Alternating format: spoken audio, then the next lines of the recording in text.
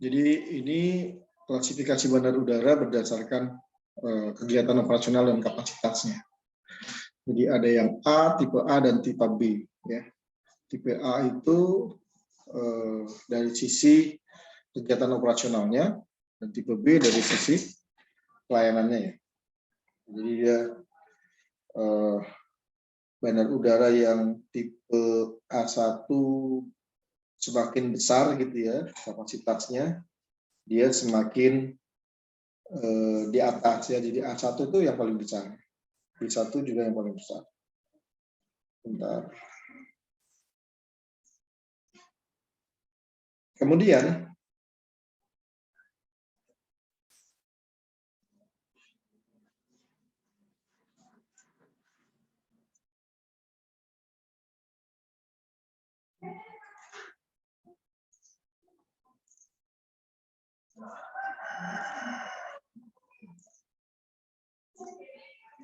kemudian berdasarkan daya tampungnya. Berdasarkan daya tampungnya itu dibagi menjadi kurang lebih 7 kelas ya. Kelas 1 sampai kelas 7. Kelas 1 itu adalah bandar udara yang memiliki daya tampung di atas 1 juta orang. 1 juta orang per tahun.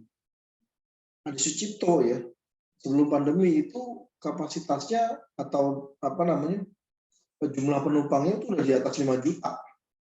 Ya. Sudah di atas 5 juta. Beberapa bandar udara seperti sekarang itu bisa sampai 25 juta. Ya. Dan pasar itu kurang lebih 15 juta atau 10 juta. Jadi bandar udara besar di Indonesia itu sudah di atas kelas 1 malah. Di sini sebutkan kan kelas 1 hanya sebatas 1 juta gitu ya. Di atas 1 juta. Kemudian kelas 2 itu antara 500.000 sampai 1 juta penumpang per tahun. Nah, menghitungnya gimana sih Pak penumpang itu Pak? Menghitungnya itu adalah penumpang turun sama penumpang naik ya. Penumpang turun berapa dari pesawat dari luar? Penumpang naik itu berapa? Pesawat yang akan terbang. Ya. Kemudian itu di jumlah per hari dapat berapa, ya kan? Setiap penerbangan akan dihitung, makanya salah satu tugas ANC ya, jika kalian perhatikan tuh di Aircraft Control Office, itu mereka pasti menghitung jumlah penumpang. Karena itu data yang mereka akan input sebagai bagian dari kalkulasi berapa jumlah penumpang baik yang turun maupun yang naik dalam penerbangan suatu penerbangan ya dalam satu hari ya. Jadi semua mereka akan hitung kelas 2, kelas 3 sampai kelas 7 ya.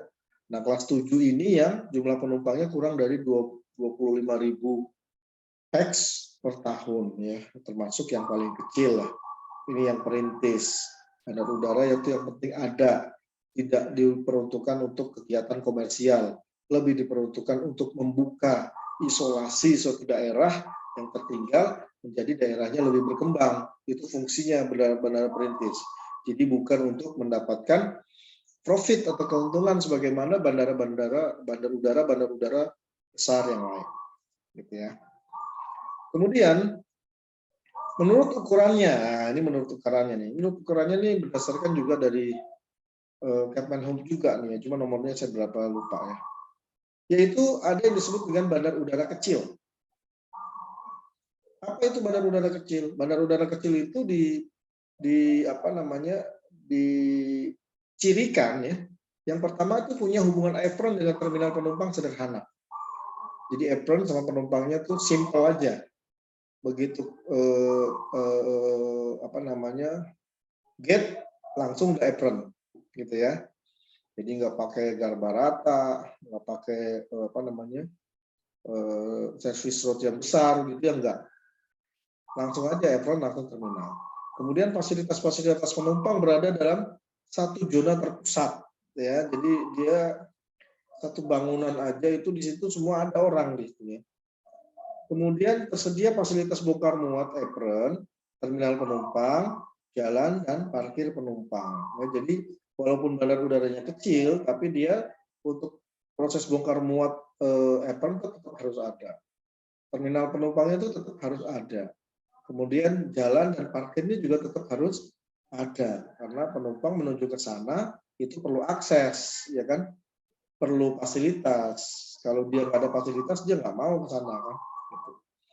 Kemudian terdapat terminal kargo dan bangunan administrasi. Nah, terminal kargo ini sebenarnya terminal supporting ya, karena pesawat itu tidak hanya mengangkut penumpang ya, tapi juga bisa mengangkut kargo.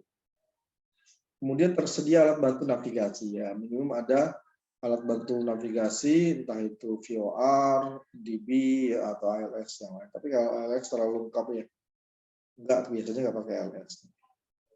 Kemudian bandar udara menengah, kalau tadi kecil sekarang menengah, dia fasilitasnya lebih tinggi lagi ya. Hubungan apron dengan terminal penumpang lebih luas, jadi apronnya terindikasi lebih luas daripada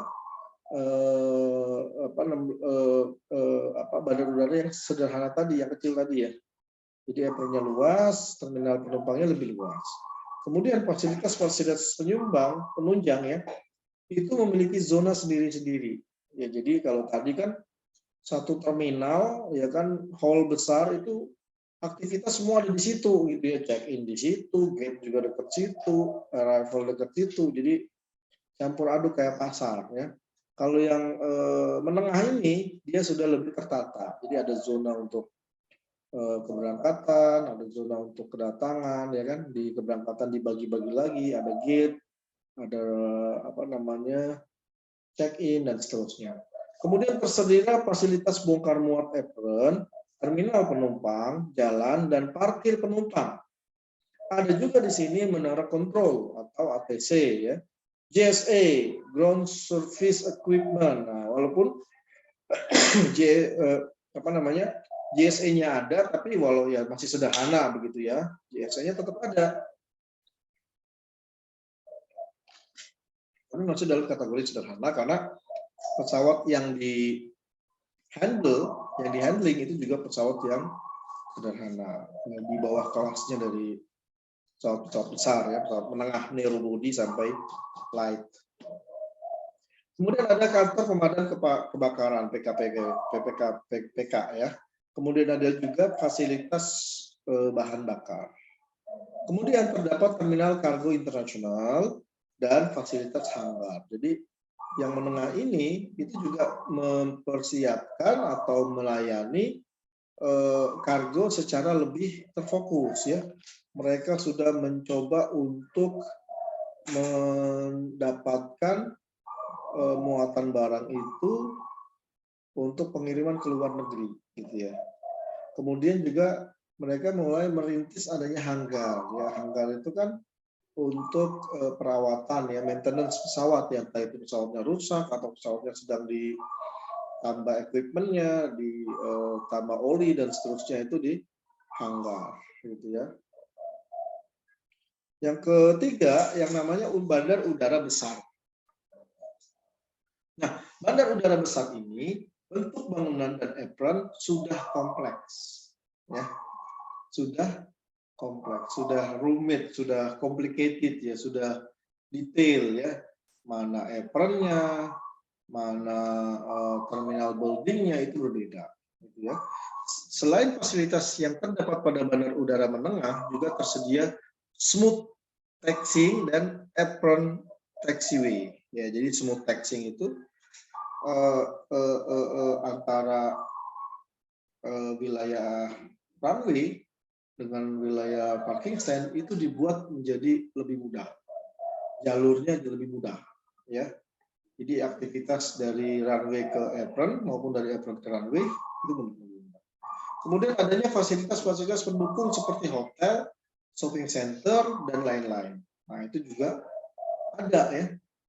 Jadi ini bandar udara besar ini yang kita bisa identifikasi di Indonesia ya, seperti Soekarno-Hatta, Bandar Udara Ngurah Rai Denpasar, Bandar Udara Juanda Surabaya, Bandar Udara YIA Yogyakarta, Bandar Udara Hasanuddin Makassar, Bandar Udara Kuala Namu Medan, ya, Bandar Udara Sepinggan Balikpapan. Nah itu termasuk kategori bandar udara besar di Indonesia, gitu ya.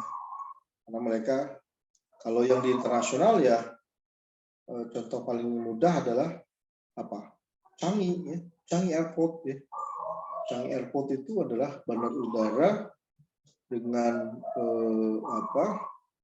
kelengkapan fasilitas terbaik di dunia, boleh dikatakan begitu. Apalagi sekarang mereka terus mengembangkan bandar udaranya tuh, ya. Di terminal berapa? 3 sudah 4 sekarang, ya. Itu luar biasa bandar udara. Besar, megah, seluruh fasilitas terdapat di situ. Dia bukan lagi airport city, ya. Ya, dia sudah menjelma menjadi satu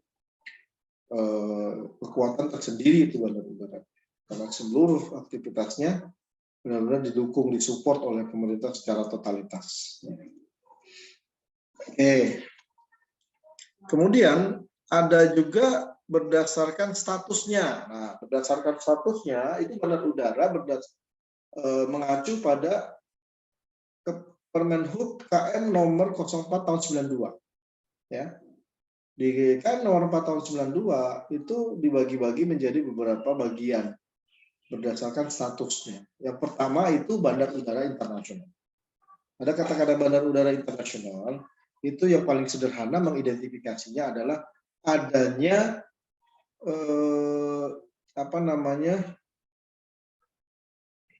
prosedur pelayanan internasional, yaitu CIQ, CIQ, ya. C-nya custom, I-nya immigration, Q-nya quarantine, ya. Jadi di bandara internasional itu pasti terdapat yang namanya CIQ office. Ada kantornya imigrasi, ada kantornya bea cukai, ada kantornya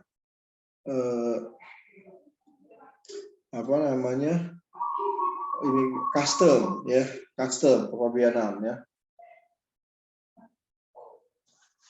Nah, berperan dan berfungsi sebagai tempat pelayanan penerbangan internasional dan pintu gerbang ke dalam suatu negara.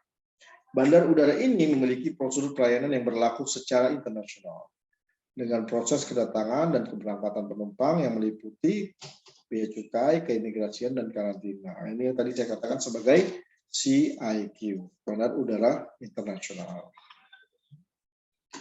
Nah, Bandar Udara Internasional itu kalau tidak dilalui oleh rute penerbangan internasional bagaimana? Ya kan ada bandar udara di Indonesia statusnya bandar udara internasional, tapi tidak ada penerbangan asing ke bandar udara tersebut, gitu ya. Yang ada cuma domestik aja. Ya. Apakah itu dikategorikan sebagai bandar udara internasional? Ya masih, ya.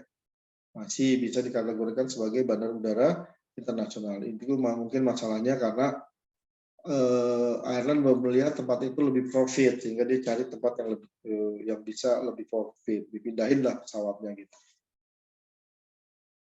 Nah, kemudian yang kedua, ya berdasarkan statusnya, ya, betul ya. Ya adalah bandar udara provinsi, ya. Apa itu bandar udara provinsi? Bandar udara ini berperan dan berkedudukan sebagai pintu gerbang utama daerah provinsi. Kemudian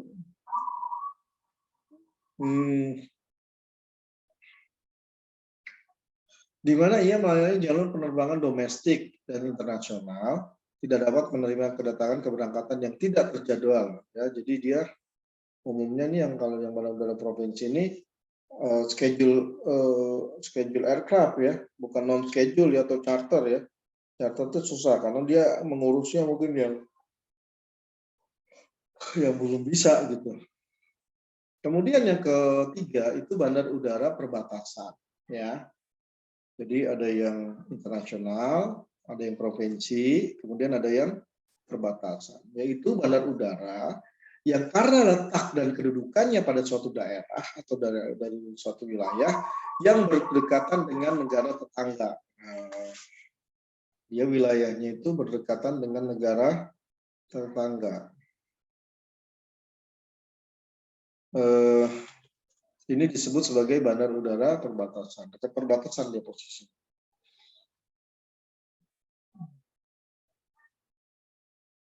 Kemudian bandar udara perintis. Nah, ini adalah bandar udara yang sifatnya sebagai pembuka komunikasi dan transportasi daerah terpencil dan sulit dijangkau dengan sarana transportasi yang lainnya.